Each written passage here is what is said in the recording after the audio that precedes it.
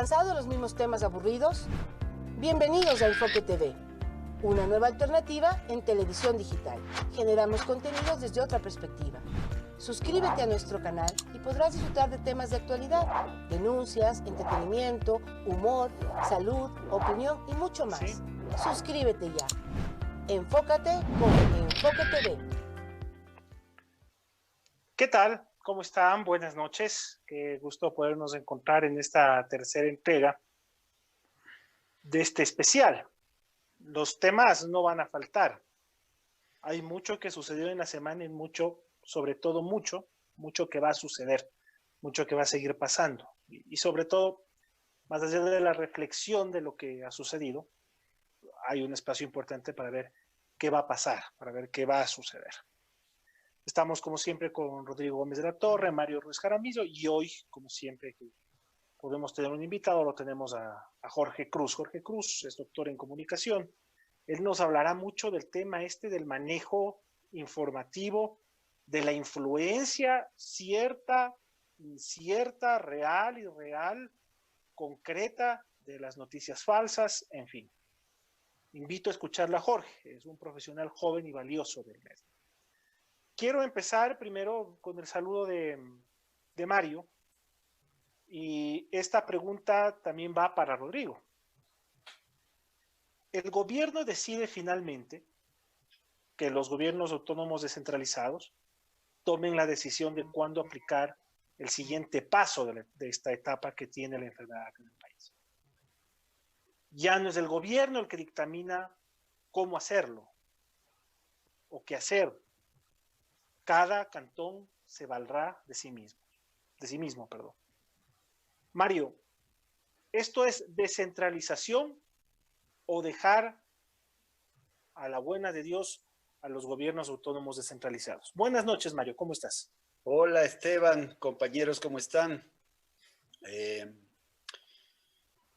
Yo creo que el problema político es, y venía manifestando la semana pasada, que se van a presentar problemas políticos y ahora esta semana se han presentado problemas políticos.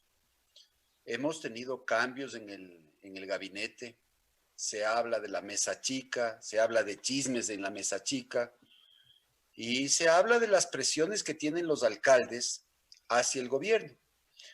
El gobierno, en una forma de tratar de traspasar esa responsabilidad, les dice a los alcaldes de cada cantón que por favor tomen las medidas más adecuadas. No obstante, al COE no le quita responsabilidad de seguir enviando y seguir proveyendo de toda la información necesaria para que esto se dé. Y Esteban, esto únicamente se puede dar con dos condiciones. La primera condición es que el sistema de salud aguante, soporte o pueda o permita que cada uno de los enfermos puedan llevarse a los hospitales y a las UCIs.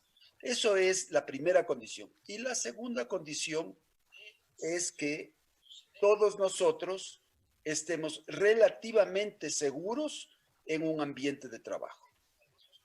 En definitiva, Esteban, contestando tu pregunta, creo que la responsabilidad política le superó al gobierno. Esa frase, Rodrigo, la responsabilidad política le superó al gobierno, es una frase dura, es una frase grave, es una situación que habla de incapacidad, de una debilidad del gobierno. ¿Suscribes tú esto? ¿Cuál es tu punto de vista? ¿Cómo estás? Buenas noches, Rodrigo Gómez de la Torre. Buenas noches, Jorge, un gusto conocerte.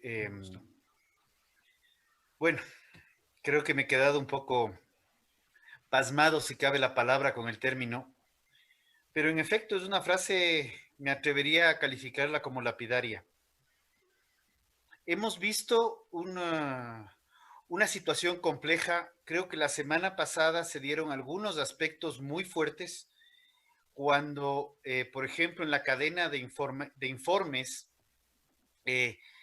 la ministra Romo nos habló de los 11,000 casos positivos y no llegó a pasar una hora, hora y media más tarde, y el ministro de Salud nos dijo, acaban de ingresar nuevos datos y son 22,000 casos. En este momento estamos con 23,000. Vemos la situación de los distintos alcaldes ya ante los anuncios de un posible, de una posible reapertura a lo económico. Ya muchos alcaldes se pronunciaron a nivel nacional. Particularmente con el alcalde Yunda mantuvimos una reunión el día de ayer en la cual nos explicó exactamente sus razones, o sea, y creo que técnicamente están ahí, pero sí creemos que el COE nacional es quien dictamina las políticas macro. Puede decir, tomen ustedes las decisiones, pero bajo ningún concepto puede decir, como decimos en el 40, paso la mano con 10 y ustedes decidan qué hacen. Realmente va a tener una injerencia directa en las mismas decisiones que las alcaldías vayan adoptando en el tiempo. Guayaquil se ha pronunciado de manera muy fuerte, no solamente a través de la alcaldesa, sino a través del Colegio de Médicos. Y Quito, bueno, el oficio que presentó el alcalde Yunda al COE nacional, pues es bastante claro. La situación es compleja, no voy a cuestionar, cuando tú tienes un escenario en que tienes que dilucidar entre lo sanitario, entre lo económico y el potencial estallido social que se está viniendo. Realmente te quedas es un triple dilema complejo, porque a esto le sumamos algo que ya lo plantea Mario, es qué está pasando en el escenario político. Entonces, estos tres esquemas que de por sí son complicados se van a lo político, y más bien sí sería interesante escucharlo a Jorge por sus experticias en cómo percibe que se ha manejado comunicacionalmente esta situación, cuando el día de hoy, y esto lo comento sobre la provincia de Pichincha, el día viernes teníamos 1,600 casos positivos y el día de hoy tenemos solo 1,100, me parece. O sea, hasta hemos bajado. No entendí. Y yo personalmente, así yo también levanto las manos, me perdí.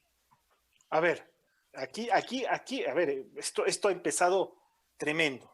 Esto ha empezado tremendo, porque la verdad es que son cosas durísimas las que se están diciendo acá, la opinión del gobierno de Mario, lo que acaba de decir Rodrigo. Antes de pasar con Jorge, a mí la idea me quedó en la cabeza. Rodrigo, un estallido social, ¿de qué estamos hablando? Te digo primero por una cuestión. Esto del estallido social lo vengo escuchando desde hace un mes. Y cada semana se cumplen plazos. Pero, ¿qué fundamentos o qué bases hay ahora para poder hablar de esto? A ver, cuando estamos hablando de un estallido social, estás hablando de esta combinación compleja entre el quédate en casa, cuida tu salud, y a la vez reconocemos que más del 60% de la población económicamente activa en el Ecuador no tiene un empleo pleno. Por ende, vive de lo que buenamente se va ganando en el día a día.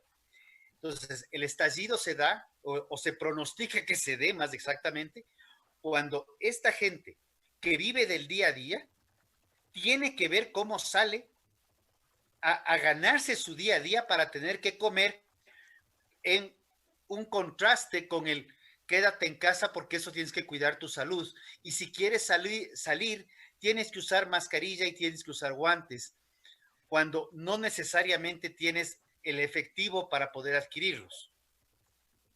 Es a ese tipo de estallido social me refiero. No es un estallido social en el ámbito de lo político, sino más bien en el ámbito de la supervivencia, si cabe el término.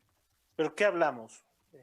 ¿Violencia, saqueos? ¿De qué hablamos, Rodrigo? Bueno, yo te puedo decir que en el sector rural, muchas zonas, el tema de abigeato, lo que tiene que ver con robo de ganado, se ha radicalizado, y ya no se roban la vaca, simplemente se meten, despostan el animal en finca y se llevan la carne. Problemas de robos en camiones, hemos visto las denuncias de transportistas que tienen miedo de circular, inclusive por los corredores logísticos, porque les asaltan. O sea, sí hay una situación compleja que el freno económico que estamos viviendo no lo facilita. Me, me gustaría volver contigo porque hay al menos una buena dosis de chisme sobre esta reunión con el alcalde de Quito, pero quiero pasar con Jorge Cruz. Jorge Cruz, repito, es doctor en comunicación, trabaja en la Pontificia Universidad Católica del Ecuador, tiene estudios en el exterior, una mirada muy interesante sobre el tema de qué significan determinados mensajes. Jorge decodifica bien los mensajes, los explica de una manera muy sencilla y es por eso que él está acá.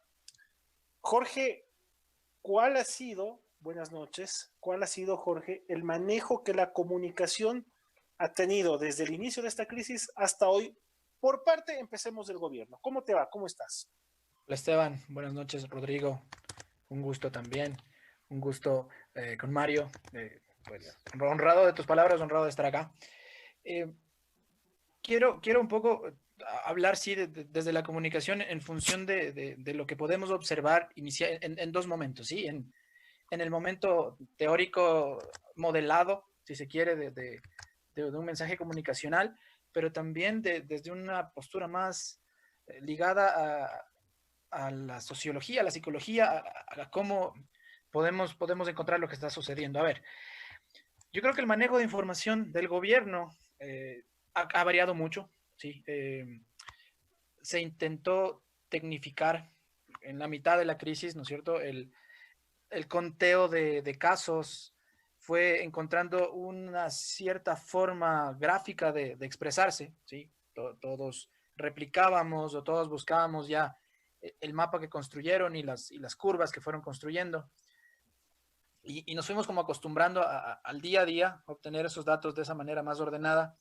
Y después, ya cuando aparecen estos miles de casos que estaban represados y que suben la cifra, el gobierno hace un cambio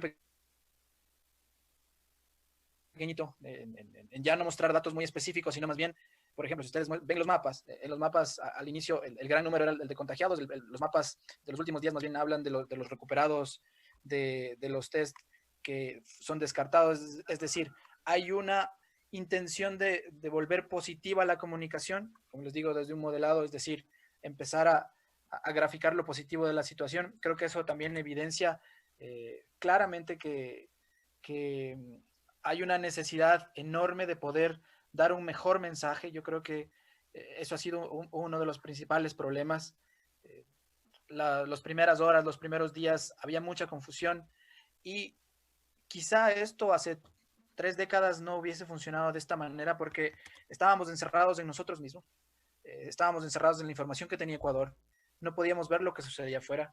Y el real problema, además de cualquier manejo que tenga el gobierno, es que las referencias, los números de los otros países están a la mano, ¿sí? El manejo estadístico, el ver que hoy, por ejemplo, Nueva Zelanda celebra que han contrarrestado el contagio local, eventualmente te llena de otra información como espectador, como audiencia, en la que puedes empezar a comparar fácilmente cómo el gobierno maneja los datos. Cuando vas a los datos duros en otras plataformas, ves que somos un país con muy pocos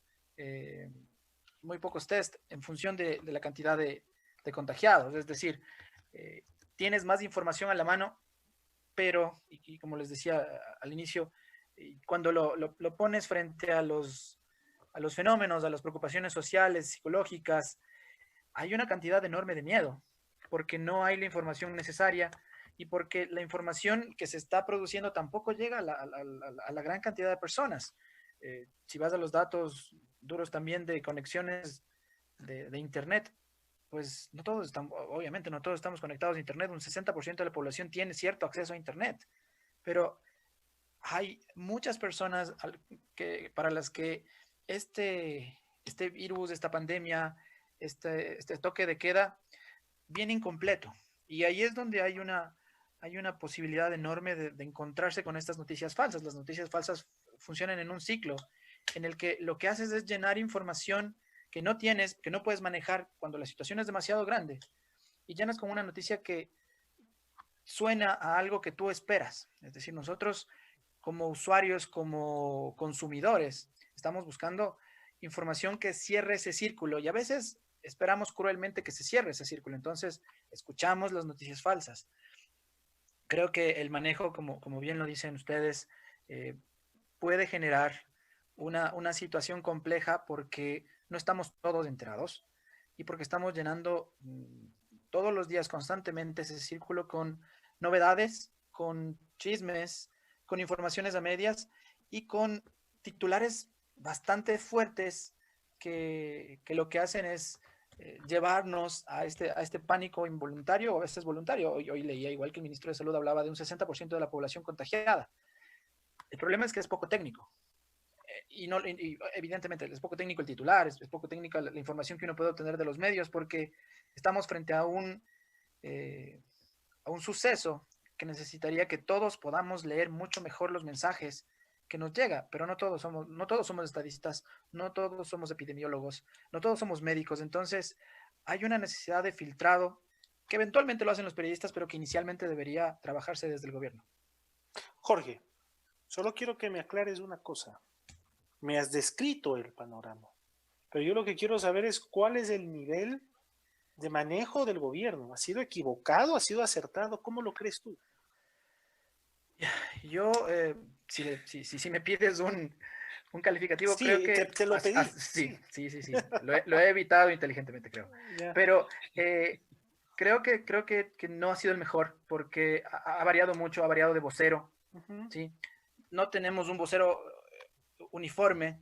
En su momento fue el vicepresidente, en su momento fue la ministra Romo, en su momento ha sido el secretario Roldán, en su momento ha sido el presidente. Es decir, no tenemos una figura que centre todos los mensajes y los explique bien. Creo que ahí es donde, por ejemplo, el alcalde Yunda ha tenido mejor manejo, es decir, ha sido él. Tiene, por supuesto, gente trabajando mucho más técnica, pero es él el que ha centralizado los mensajes. Creo que en crisis, que estamos en una comunicación de crisis, necesitas que el vocero centralice el mensaje. Y muchas veces el carisma, pero también las capacidades comunicacionales de este vocero son las que logran que se aplane esta curva del pánico, ¿ya? Entonces creo que ese es un error, sí, comunicacionalmente del gobierno, el haber tenido demasiados voceros, porque tú estás esperando que hable el ministro, el vicepresidente, el presidente, es decir, no hay una claridad de quién es el interlocutor. Y ahí hay un manejo que podrías mejorar. Mario, quiero pasar al plano económico. No sé si la última vez que hablamos teníamos la variable esta del precio del petróleo. Igual, si no la teníamos, vale la pena mencionarla, pero sobre todo, ¿cuál es el mensaje que se está dando de parte del gobierno nacional, de parte del ministro de Economía? ¿Cuál es el mensaje que se le está dando al ciudadano común? No hablemos del empleador, no hablemos del gran productor, no hablemos ni siquiera del mediano productor, del mediano empresario. Hablemos concretamente de cuál es el mensaje que se le está dando al ciudadano común en el plano económico. El mensaje básicamente es que aguante en su casa, algo que no es posible, porque Rodrigo bien decía que puede terminar en un estallido social, pero un estallido social económico. Y tú le preguntabas, ¿basado en qué? Basado en que hay 8 millones de personas que trabajan en este país. De los 8 millones de personas, 3 millones trabajan con contrato. El resto son subempleados o desempleados. Esos 5 millones, 6 millones de personas que deberían estar en la calle, ganándose el día a día, no pueden salir a la calle.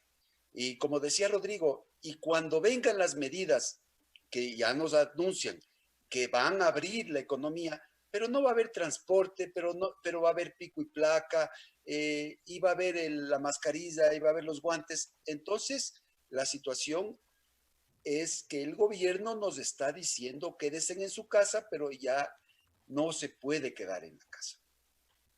El precio del petróleo. El precio del petróleo es una tragedia para el Ecuador. Lo que ha sucedido el que llegue a menos 37 y que vuelva en un solo día a cero y después y se estabilice en 15, 16 dólares, significa que antes decíamos que, hace 2 programas decíamos que necesitábamos los 1.500 millones de dólares del proyecto de ley, que mucha gente esté en desacuerdo, que necesitamos los 3.000 millones de créditos internacionales y que necesitamos adicionalmente, decíamos, 3.000 millones más. Hoy en día ya no decimos necesitamos 3.000 millones más, sino 5 o 6.000 millones más.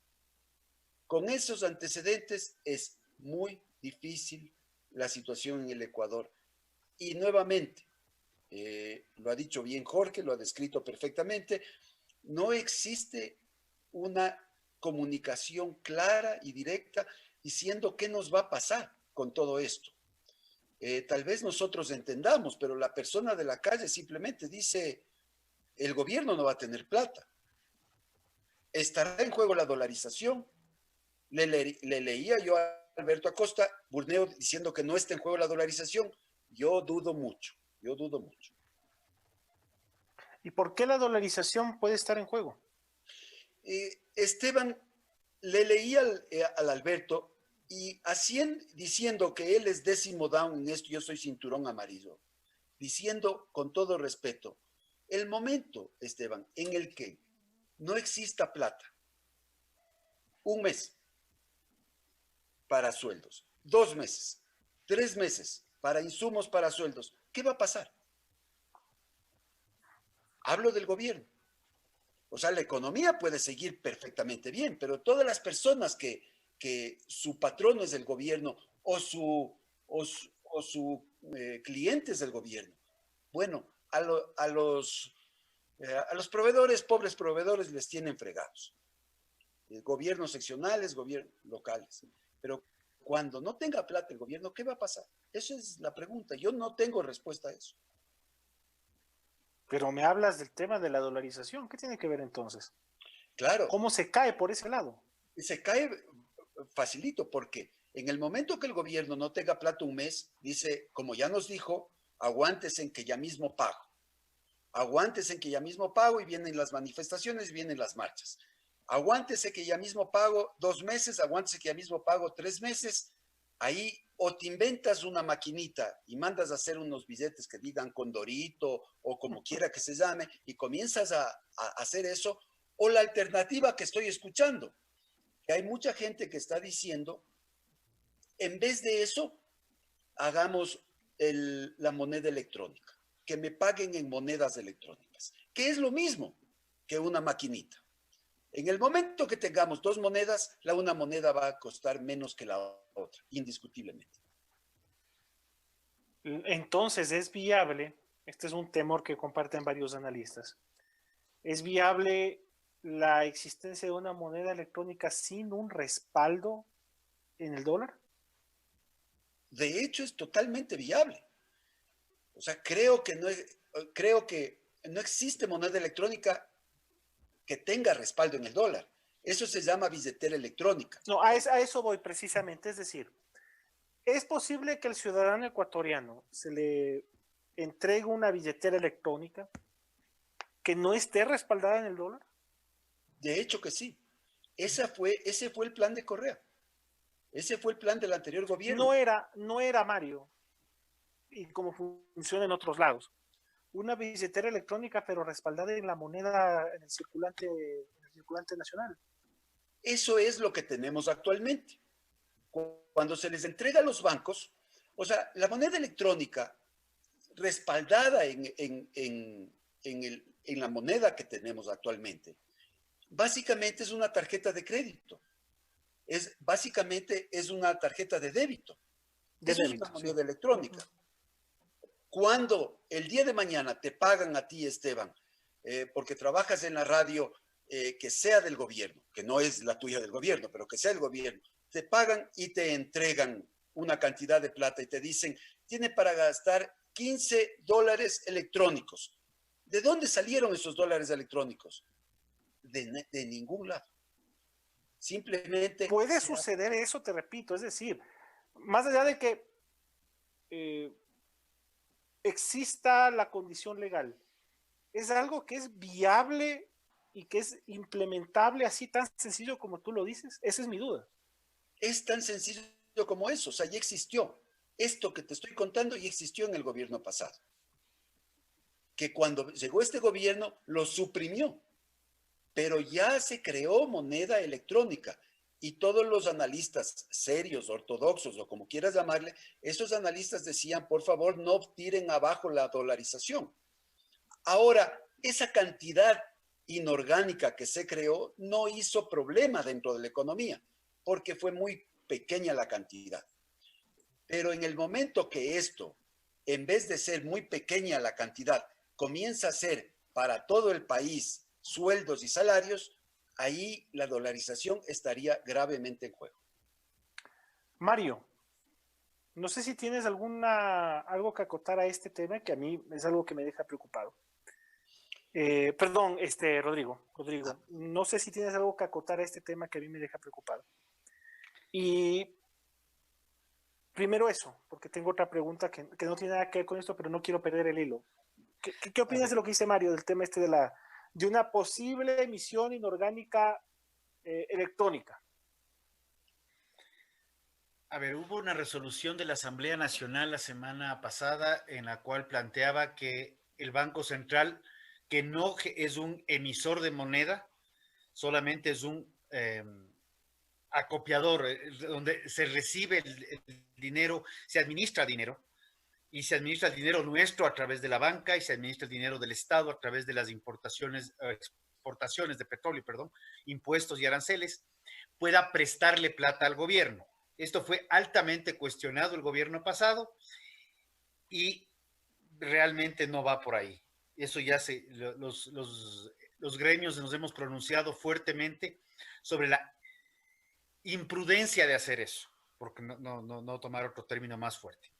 Lo que se planteó en el gobierno pasado indirectamente no era algo que salió de cualquier parte. Curiosamente salió de una tesis doctoral del año anterior al gobierno pasado, se me va el año, puede ser 2005, 2004, si no me falla la memoria. Era una tesis doctoral de cómo salir de la dolarización.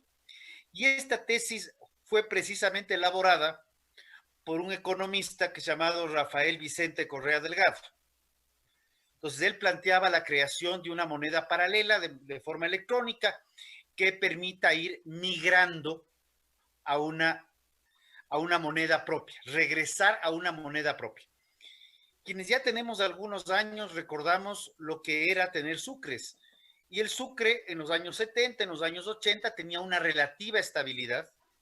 Luego fue devaluándose fácilmente y apareció la maquinita de hacer billetes. Yo les recordaba a ustedes un sketch del Pato Donald y Rico McPato, de los tres sobrinitos que van y le dicen, danos plata, y el tío le dice, lleno de billetes, Rico McPato le dice, gánate la plata. Y ellos comienzan a emitir billetes y se dan cuenta que al final del día puedes terminar con niveles de inflación en donde todos los valores reales de salarios principalmente se van devaluando hasta que tú necesites maletas de billetes para poder ir a comprar un pollo, como se dio en Venezuela, hasta que tuvieron que retirar ceros. Creo que se ha frenado bastante la posibilidad de una emisión inorgánica a través de dinero electrónico y parecería que estamos reenrumbando el concepto de quitar billetes de la economía, no hacia un dinero electrónico, sino a medios electrónicos de pago, que son dos cosas distintas. Dinero electrónico es generar moneda que en vez de emitir en la máquina de hacer billetes, es una subrutina que emite bytes o no sé cómo quieran manejarlo en ese aspecto. Pero lo otro es simplemente lo que tenemos, tarjeta de crédito, tarjeta de débito, que nosotros estamos respaldados en nuestras cuentas con mucho o poco dinero, pero usamos medios de pago electrónicos, que son dos cosas muy distintas. Entonces, yo creo que la preocupación del dinero electrónico inorgánico se ha frenado considerablemente. y creo que es importante que el mensaje vaya. Lo mejor que le ha pasado al Ecuador y lo mejor que le ha pasado a la economía ecuatoriana en los últimos 20 años es la dolarización. La dolarización da previsibilidad. La dolarización permite que el salario, bueno o malo que tú tengas en enero, sea ese mismo salario en diciembre, tal vez alguna pequeña devaluación, pero no como llegamos a tener en el año 98, 99, que en la mañana las cosas tenían un precio y en la tarde podían llegar a tener otro precio completamente distinto por efectos de devaluación de moneda. Mucha gente joven ni siquiera ha revisado el concepto, ni ha vivido lo que es la devaluación, que es uno de los peores problemas que hay. Aunque en determinados momentos puedas decir, devalúo la moneda, deprecio los salarios para ser más competitivo en el mercado internacional. Pero ese es un falso maquillaje. Eso a la larga genera más problemas que soluciones. Jorge, porque quiero terminar el tema económico, bueno, más que económico, el tema de la dolarización, que es un tema de un interés general masivo. Quiero terminarlo contigo, Jorge, explicándonos cuál es el impacto que tiene este tema en concreto, la dolarización, el dinero del diario en la gente. ¿Qué nivel de comunicación, o mejor dicho, qué incidentes dentro de la comunicación de este tipo de noticias se registra cuando la gente tiene en juego su dinero, repito, el dinero del diario? Ok, creo que Rodrigo lo dice bien. El mensaje creo yo que está claro. En mayor o menor medida, que la dolarización le ha permitido al país tener previsión, le ha permitido planificar, ha generado una clase media que ha podido planificar y construir figurativa y explícitamente, ¿no? Y creo que ese mensaje está súper fuerte, está muy bien posicionado. Y vuelvo a lo anterior, el problema está en que a veces las discusiones sobre si es beneficioso o no, cuáles pueden ser las alternativas, son elevadas y profundas, y ese tipo de mensajes no va a llegar a la mayoría de la población. Es similar al momento en el que se habla de quitar los subsidios al gas, a la gasolina. Es decir, es un mensaje muy corto. Si no hay dolarización, hay caos. Si quito los subsidios, hay caos. Es decir, es un mensaje muy simple porque no se ha construido bien, porque no se ha explicado, porque el interlocutor más importante, que puede ser el Banco Central, que puede ser el presidente, que puede ser el ministro de Economía, no lo ha construido de forma mucho más sucinta, más explícita. Entonces, ese es un problema grave. Ese es un problema grave en nuestra sociedad, que tomamos partido por uno u otro suceso de forma rápida, porque no conocemos el contexto. Ese es un problema del que asumo estamos todos bastante conscientes.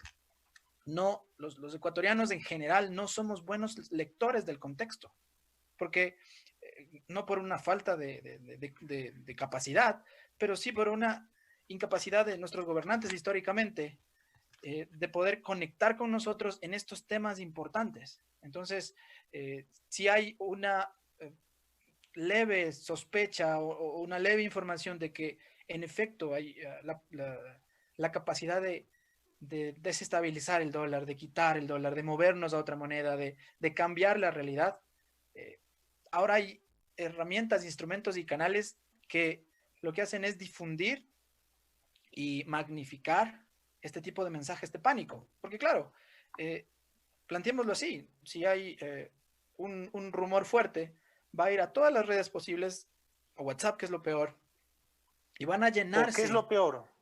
Porque las redes sociales, WhatsApp no es una red social, partamos de que es un servicio de mensajería, no es una red social. En las redes sociales hay cierto control, es decir, hay un tablero en el que tú puedes controlar y pedir que se borren mensajes y restituir de alguna manera y contrarrestar. Pero WhatsApp es líquido, es voluble, es incontrolable, porque además está en entornos de mucha más confianza. La gente puede estar viendo este video y puede escoger verla o no.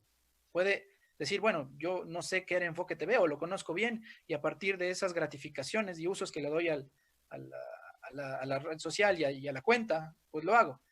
En WhatsApp están nuestros hermanos, nuestros compañeros, nuestras parejas, nuestros amigos, nuestros colegas, gente en la que normalmente está depositada una confianza superior. Y frente a este tipo de información viral, es algo incontrolable, como te digo, y muy peligroso. Rodrigo, lo dejamos ahí el tema este de la emisión monetaria electrónica, ¿no? Rodrigo, me hablas de una reunión ayer con el alcalde de Quito. Danos información novedosa, la mayor cantidad de chismes, si es posible, por favor. Creo que voy a caer un poco mal en ese aspecto. Fue una reunión convocada por la Secretaría de la Producción de Quito, justamente para conversar la preocupación de este triple escenario donde parecería que el cuarto se está complicando, pero el triple escenario, la crisis sanitaria, la crisis económica y el potencial estallido social por el lado económico. Entonces, el alcalde había sugerido que no se abran las restricciones todavía y más bien fue un tema de decirnos, ok, necesitamos regresar de manera ordenada, pero todavía no el municipio de Quito es público, no es un tema nuevo, ha planteado que no cree que es oportuno abrir todavía y como la presidencia de la República ha determinado que cada alcalde tome sus propias decisiones, pues era más que nada un conversatorio para ir entendiendo cómo estarían las cosas, cómo estamos en el tema de los muestreos, cómo está la situación macro de las cifras, porque lamentablemente, y eso sí lo mencionaba ayer al alcalde, era que tenemos que ir analizando cómo ir abriendo, pero ir identificando también, si se toma la decisión de abrirse, ya eso creo que es una decisión política adoptada por gobierno, pues hay que ver qué pasa con las parroquias que mayor índice han dado en la última información que tuvimos. El casco comercial está en la parroquia de Iñaquito, una parroquia complicada. Una gran cantidad de la población y un porcentaje importante de la industria está en la parroquia de Calderón, otra zona caliente. Y la misma situación tenemos hacia el sur de Quito. Entonces, esa dicotomía de cómo ir integrando no es sencilla.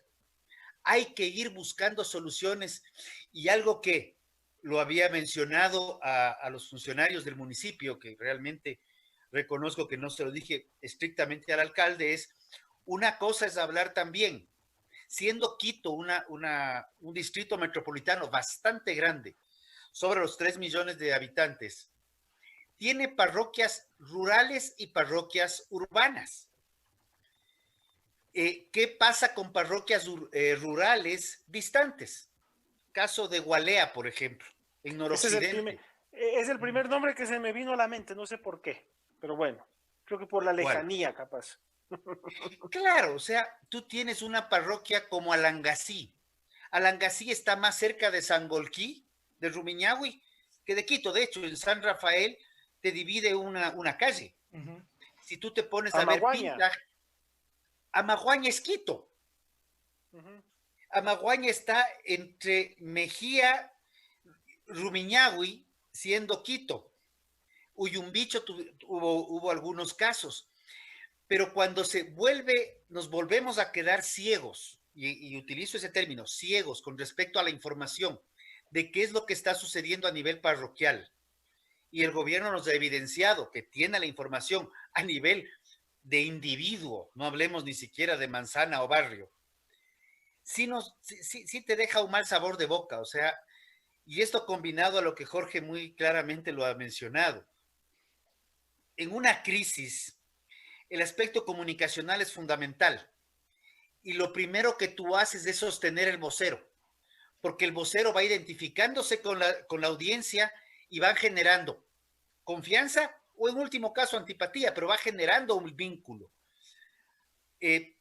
Creo que dos personas han generado mucha confianza, sin desmerecer a los otros funcionarios que han estado, pero creo que el ministro de Salud ha sido sumamente pragmático en sus frases y ha generado ciertos niveles de confianza, no porque nos diga lo que nos gusta, claro, sino porque sentimos que nos dice la verdad. Y alguien que ha hecho un trabajo de territorio muy interesante también ha sido el vicepresidente. Curiosamente, en las cadenas vemos a la ministra de Gobierno, con quien tengo una buena amistad, con el viceministro de Salud. Ayer fue muy grato verlo al ministro de Salud en uno de los programas de televisión, me parece que fue en Canal 4, porque te imprime confianza y te dice cosas que de pronto, como digo, no te gustan, pero así es preferible que te digan una verdad que duele a que te cuenten una mentira que te agrada, pero que no es lo prudente. Mario, ¿qué percepción hay en redes sociales de la decisión gubernamental? No sé si has podido revisar eso, de la decisión gubernamental de que cada gobierno autónomo descentralizado tome haga su propia salida de la etapa actual. Bueno, sí revisé, Esteban, y realmente la gente no está conforme en redes sociales. Lo menos que se dice, no suscribo yo, repito lo que las redes sociales dicen, que son fuertes, que es Poncio Pilato, que se lavó las manos, que dejó a otro tomar las decisiones, que no quiso tomar las decisiones propiamente del gobierno, que se dio ante los intereses políticos de otras personas y básicamente se retiró de la arena política. Eso en redes sociales, Esteban. Ahora, déjame te cuento el resto de las redes sociales de esta semana.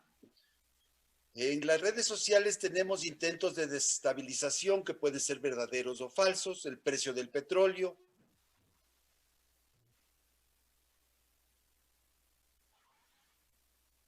A ver, creo que tuvimos algún problema con... Ahí está, ahí volvió. Vamos, decías que en redes tuvimos un corte, Mario. En redes había mandado el tema del precio del petróleo, ¿qué otra cosa más? El precio del petróleo, los cambios en el gabinete, el porcentaje de contagio en las ciudades, la asamblea y las leyes, la reapertura de las actividades, semáforos, alcaldes, la salud del alcalde, dato curioso, las teorías de las causas del virus. Del presidente podemos hacer un programa solamente para él de 2 horas, la notificación de la sentencia y luego de eso una serie de otros temas que son importantes y que comienzan a tener algo de importancia ya en la vida nacional y que por lo menos a mí me dicen, no sé a Jorge que le diga, que comenzamos a tener también un poco ya de saturación del coronavirus, porque ya comienzan a tener otras noticias más importancia o relativa más importancia, como Francisco Egas, Kim Jong-un, Casatosis, Lady Vereda, Hiroshima y Esparta y Marcos Munstro, de la muerte de la luz. Sí, una sola observación. Yo creo que el tema de Hiroshima y Esparta tiene mucho que ver con las declaraciones de la alcaldesa de Guayaquil, o sea, por supuesto, que es un tema directamente vinculado, pero coincido, creo que estamos sobresaturados de noticias. Jorge, Hiroshima, Esparta,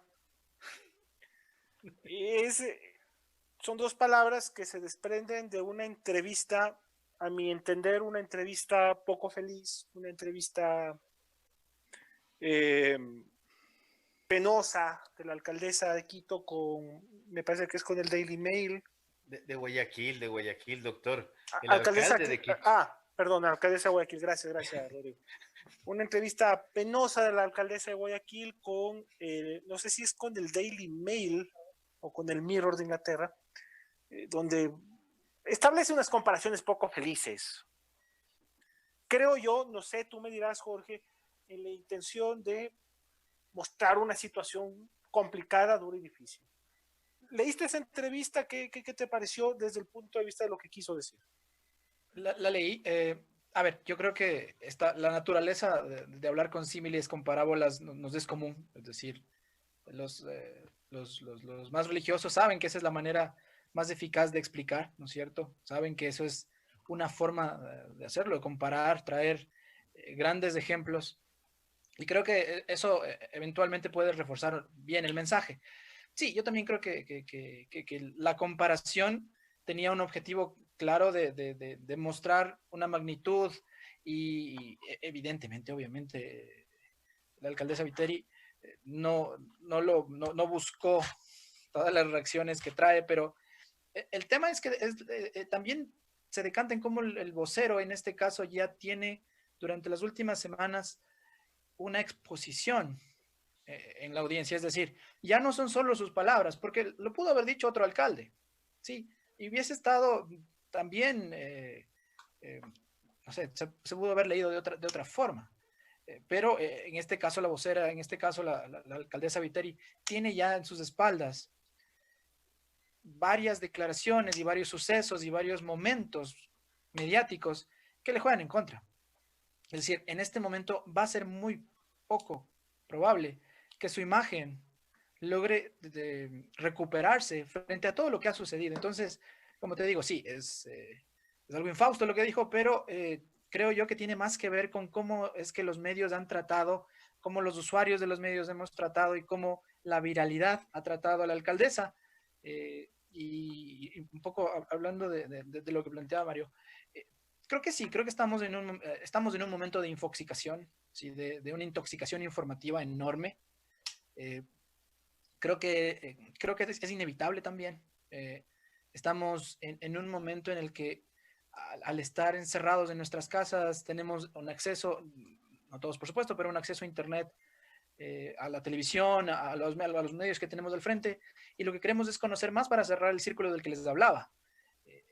Es muy complejo no seguirse enterando, es muy complejo cerrar los oídos y no continuar a los que queremos estar informados, y de alguna manera también buscamos que el resto se informe, porque lo que estamos haciendo es intentar salir al menos idealizadamente desde la situación, sabiendo que se está aplanando la curva, o que hay menos casos, o que hay menos muertos, o que en el mundo alguien lo está haciendo mejor, o que en septiembre viene la vacuna. Pero eso nos lleva a dos extremos peligrosos, que es esta infoxicación de la que les hablo, y por otro lado es... Infoxicación. Infoxicación, sí. Que también el otro extremo del que te decía, es que nosotros no podamos encontrar respuesta, ¿sí? Y decidamos simplemente escuchar a una sola fuente porque nos dice lo que queremos escuchar. Es decir, podemos escuchar a todos y confundirnos, o podemos irnos por una sola fuente que nos dice lo que queremos escuchar, que tampoco es una solución. Es decir, o creamos miles de burbujas informativas, o alimentamos una gran burbuja que igual nos tiene encerrados informativamente. Rodrigo, ¿cómo ha caminado el tema del aparato productivo? Bueno, caminar es un decir, ¿eh? No es una forma. No creo que sea el término más adecuado, pero ¿qué novedades ha habido del aparato productivo estos días? Creo que la mayor preocupación, hemos visto mucha reconversión productiva, hemos visto cómo los sectores que pueden operar, restaurantes, han podido migrar al tema de a domicilio, que no lo tenían ni no lo habían pensado, productores que están viendo cómo articulan mejor sus cadenas. Nos ha hecho pensar varias cosas. Creo que debería ser un excelente momento para un cambio de mentalidad en lo que a cadena productiva agroalimentaria respecta, o alimentaria respecta. Por un lado, el sector textilero sigue operando. Hay ciertos sectores vinculados a otros que están operando. Por decirte, hay ciertas imprentas, ciertos proveedores de papel y cartulina que están operando porque tienen una correlación directa con el sector farmacéutico. Entonces, como Farma sigue operando, estos otros negocios vinculados están operando. Pero en términos prácticos, tú tienes un estancamiento de aproximadamente un 80% de la economía. Y creo que esa es una preocupación generalizada. Y cuando hablamos del 80%, estamos hablando de la economía medible, que es la economía formal. Pero la economía informal en el Ecuador es masiva, y eso es algo que hay que trabajar muy a profundidad, porque mientras más informal eres, más inconvenientes vas a tener en situaciones adversas como esta. ¿Y cuánto tiempo va a durar esto? ¿Quién sabe? La ministra está hablando de nuestra nueva normalidad. ¿Cómo vamos a hacer para entrar a centros comerciales? ¿Cómo se va a entrar a adquisición de alimentos? Si es que va a haber, por ejemplo, sitios de entretenimiento en los próximos meses o no. Todo este tipo de cosas nos van a ir dando pautas.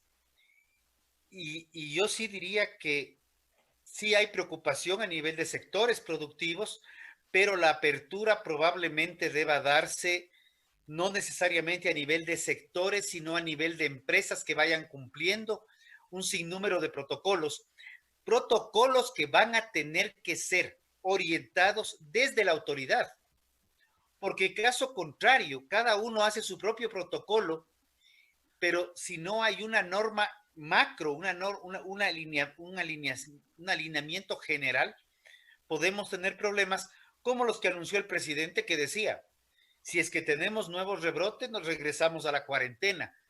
Y creo que un regreso a la cuarentena es peor que quedarnos unos días adicionales.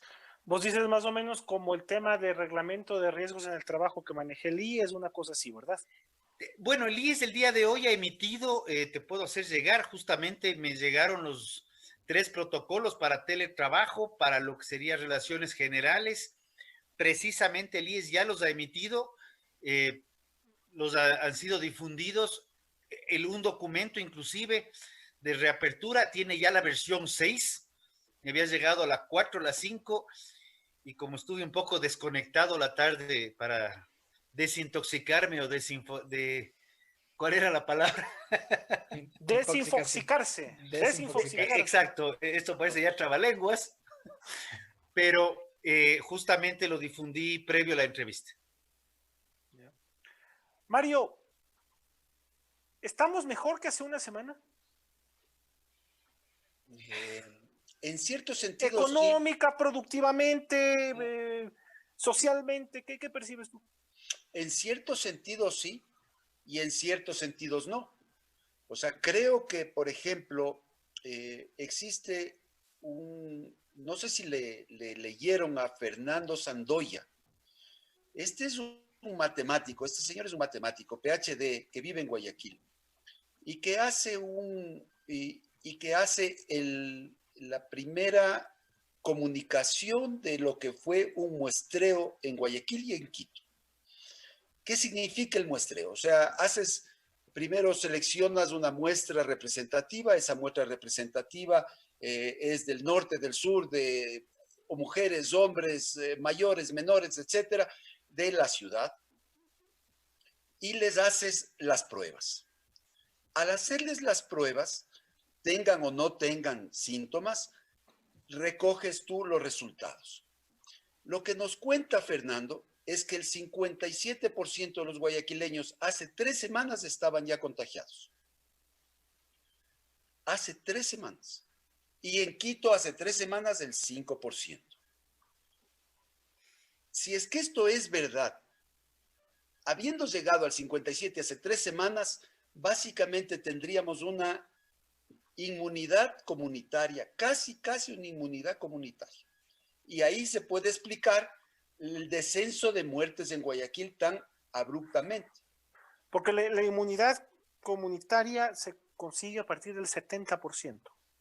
Sí, pero hace 3 semanas el 70%, el 57%. Sí, pero a ver, esto es verdad tanto en cuanto te dicen los científicos que esta es una enfermedad que puede rebrotar en cualquier persona.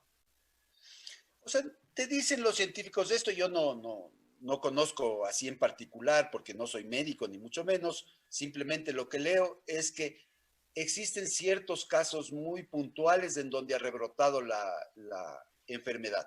Y no se sabe si es que ha rebrotado o que nunca se fue y estuvo latente y volvió la enfermedad. Lo que te quiero decir es que no necesariamente se le conoce a la enfermedad del todo. Y vamos a ir conociéndola. La conocemos desde enero poco, en febrero más y así sucesivamente, pero en realidad le conocemos muy poquito. Y creo que nos vamos a ir acostumbrando y vamos a ir conociéndola y en medida de eso reaccionando. Pero En Nueva York han bajado las muertes igual, casi por inmunidad comunitaria. Y creo que también hay que decir que la comunicación es tan mala, y lastimosamente es un desastre la del gobierno, que nos dejamos sacar hace 3 días un artículo del New York Times en donde nos hacían, pero prácticamente pedazos. Has entrado, Mario, a un tema que yo lo quiero consultar con Jorge y también voy a tener su opinión. Ecuador es un sinónimo mundial de lo que no se debe hacer, es un sinónimo mundial del desastre, de muerte, de dolor. La imagen del Ecuador realmente está tan mala, Jorge, se proyecta eso y se asume como, por ejemplo, no sé, hablabas de los símiles, voy a entrar un símil que de repente termina siendo tan poco afortunado como el de la señora Viteri.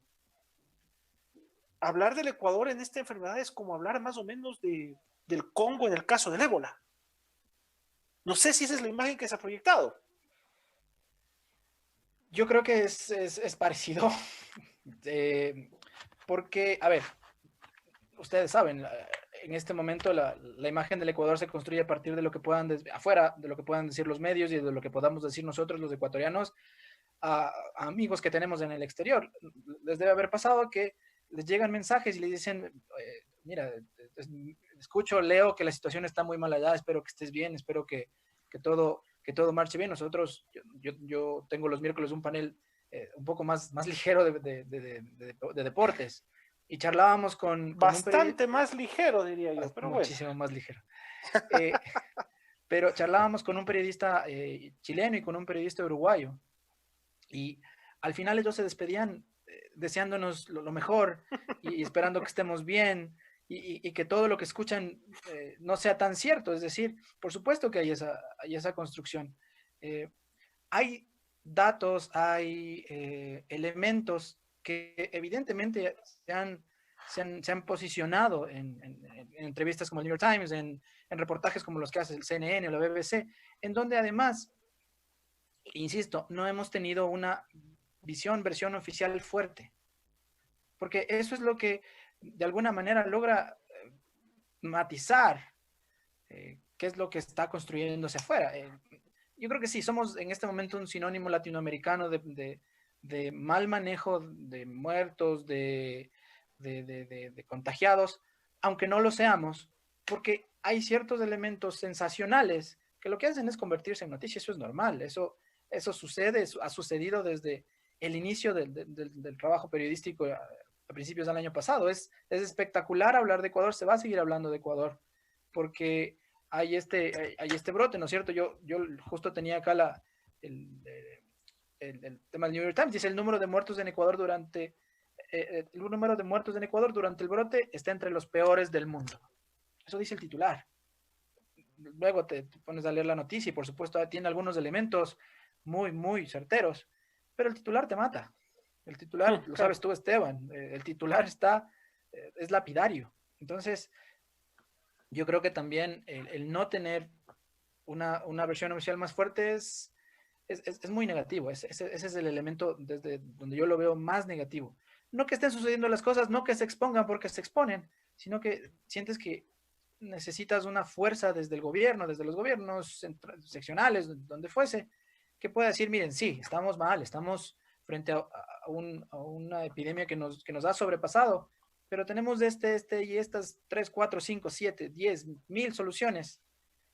Y logras matizar, logras decir, sí, eso es un país golpeado, pero con un plan. Yo creo que eso le ha faltado. Para ir cerrando, y porque ya estamos terminando y para tener conclusiones, tú lo que dices es que no ha existido un contrapeso informativo oficial fuerte y que esa ha sido la razón de muchísimos problemas, empezando por la imagen del país y terminando con los desajustes internos que ha habido. Por supuesto, yo creo que hacia lo interno es difícil poder. Además, vino golpeado, esto es claro. El gobierno desde octubre pasado, mediáticamente, comunicacionalmente, ha venido muy golpeado. Concuerdo con ustedes, el vicepresidente ha tenido en algunos momentos que tomar iniciativa y el manejo comunicacional para poder de alguna manera rescatar esa necesidad. Y como te digo, creo que en comunicación en crisis, que es lo que estamos viviendo, nos han faltado algunos protocolos comunicacionales, creo yo, desde mi visión. Por supuesto, muy desde afuera. Seguramente los hay, pero no se han visibilizado bien. Rodrigo, para ir cerrando, proyecciones, ¿qué puede estar pasando la próxima semana en el tema económico, productivo, político? ¿Qué miras tú? A ver, creo que en el tema productivo hay un poco más de tranquilidad con la idea de una apertura paulatina. Creo que es real, creo que en el tema laboral también, esa es una situación que preocupa muchísimo. Conversaba con una jueza el día de hoy casualmente y me decía, todo trabajo requiere de una remuneración y así debe funcionar. Pero el problema es que estamos con gente que no está trabajando, entonces, ¿cómo remuneras a alguien que no trabaja? Entonces, son temas complicados. La Asamblea está tratando 2 proyectos de ley económico urgentes de manera simultánea, pero creo que van a haber sectores o van a haber empresas que vayan a comenzar a mover un poco la economía y eso va a aliviar bastante. Va a aliviar un poco el aspecto social, va a aliviar un poco algunos temas y el único mensaje que creo que es fundamental es tomemos todas las medidas de precaución porque creo que todos lo tenemos claro. El virus vino para quedarse. Llámese como teníamos hace tiempo la H1N1 o ahora será el COVID-19 y probablemente vengan unos nuevos, pero más bien es aprender a convivir con el problema y entrar a esta nueva realidad. Creo que va a ser una semana movida y más bien yo sí llamaría la atención al tema político, porque parece que hay mucha gente que está más ocupada en lo político que en lo económico, sanitario o social. Nada más. Mario. Vitan, sabes que yo creo que esta próxima semana se va a hablar de 3 temas importantes. Se va a seguir hablando sobre la apertura, sobre los procesos productivos en la apertura, sobre los procesos sociales de la apertura y sobre los procesos políticos de la apertura. Lo segundo que se va a hablar y que se tiene que hablar es sobre la Asamblea y las leyes de la Asamblea. Creo que vamos a tener luces sobre ese tema. Y en tercer lugar, creo que se tiene que hablar sobre la plata que tiene que llegar, porque ya mismo esta semana que viene es la reunión del directorio del Fondo Monetario, en donde espero que se aprueben los 500 millones y que se nos dé paso, porque es prácticamente toma 48 horas en que venga la plata, una vez que el Fondo Monetario nos apruebe. Creo que esos son los 3 temas más importantes. Ojalá no haya otros. Bien, lo dejamos ahí. Creo que ha sido un ejercicio muy importante. Quiero agradecer, como siempre, a Mario Ruiz Jaramillo, a Rodrigo Gómez de la Torre y a Jorge Cruz, quien nos ha dado una visión muy interesante sobre la comunicación en esta etapa, la simbología, los significados de varias palabras, de varios discursos de entre líneas, de discursos gráficos incluso, que ha sido muy útil, como siempre, en esta jornada. Así que nos estamos viendo en una ocasión futura y ha sido un gusto con ustedes. Buenas noches. Buenas noches, gracias. Buenas noches. Gracias. Todas las generaciones han manifestado su amor, su placer y su suerte por medio del entretenimiento en vivo. Somos muchas personas que trabajamos sin parar. Incluso, hemos dejado de compartir con nuestras familias para conseguir que el evento al que tú fuiste haya sido inolvidable. Somos ese equipo de personas que hoy nos tocó apagar las luces y bajar el telón para decir hasta luego. Nuestra obligación es con ustedes, con nuestras familias y por nuestra patria, el Ecuador, nos quedamos en casa. Pero, ¿sabes quiénes son la raza que no se ve? Son ese grupo de personas que están tras bambalinas, montando luces, cargando cables y trabajando mientras te diviertes. La raza que no se ve son quienes antes, durante y después del show siguen trabajando, pues es su pasión. La raza que no se ve son personas invisibles, que sin ellos la magia de un show no se daría. Y por ellos hoy nos hemos unido y te pedimos una cooperación para que nuestra raza que no se ve, no se la pase tan mal. Únete y contáctanos en nuestras redes sociales. Nos estamos reinventando y vamos a volver con más fuerza que nunca para seguir cantando, bailando, escucharte aplaudir y gritar ¡Otra! ¡Otra!